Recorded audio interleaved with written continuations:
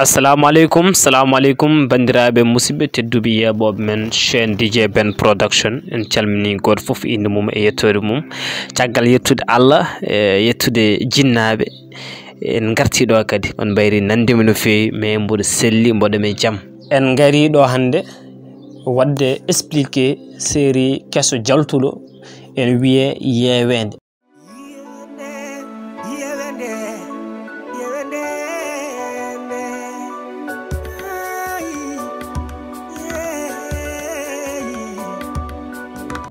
En garani wadde analyse garden tan ko juste haalde importance série o après men garte épisode 1 2 3 ha e 4 inchallah rabbi.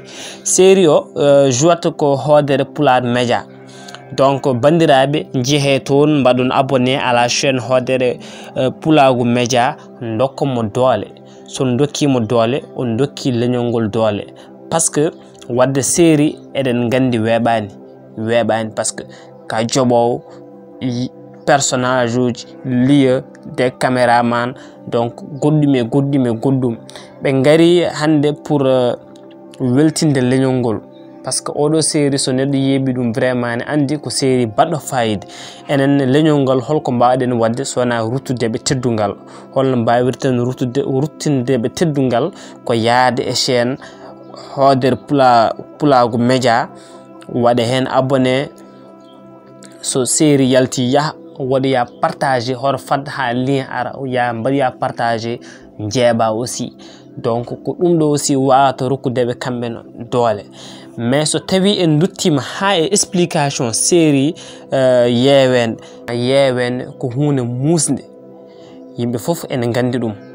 sa wonani hen tan imagine ta won e ala place gonde on ɗen caɗele actuellement, ma andu vraiment yewende en muusi. wonno so yimɓe gonde aduna ndeysan ko sertoɓe soit gurdam walla mayde, mais sen garti ha e ndeɗo yewende jode e oɗo série ko ɓuuri wawde hewde hen eɗen jiiya gonda e neɗɗo debbo wonde gorko walla ya haaɓe gowodira, hankanti haaɓe mbatta, hankanti hunde haaɓe gonta neɗɗo goto, neɗɗo fina tan yaha soit yalta gallo ɗanno e nder leydi ndi walla yaha caggal leydi.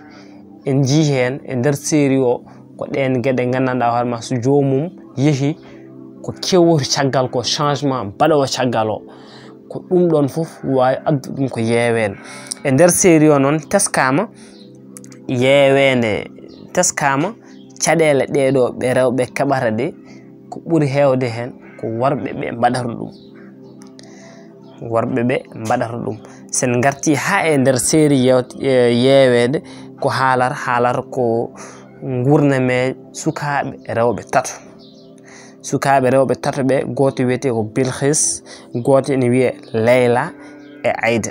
kamɓe foof aɓe guuri gurnam gilli mettuɗam, te goto mabɓe foof jiida e goɗɗo e ko wuuri ko. sen gari Bilkis ko debbo mo gandanɗa hoorema vraiment te noir joɗɗo machallah, debbo jontaɗo. en ji konko wonɓe jinnama makko dokkunomo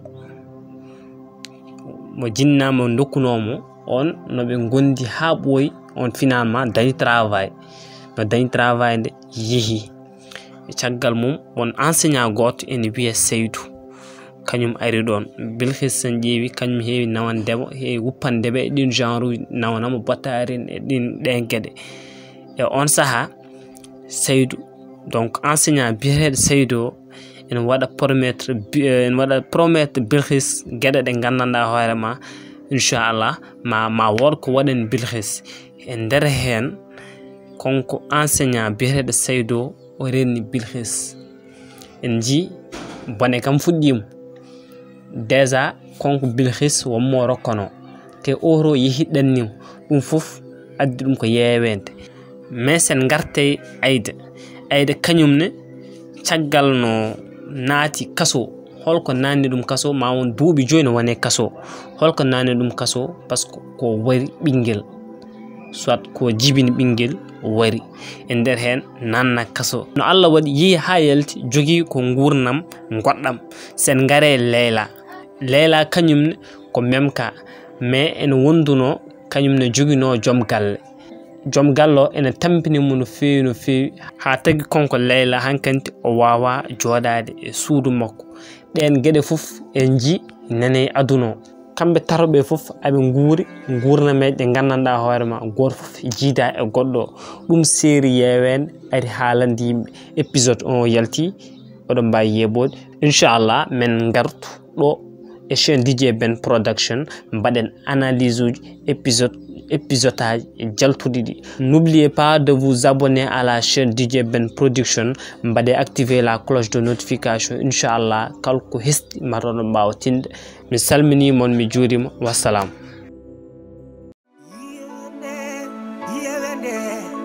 YEWENDÉ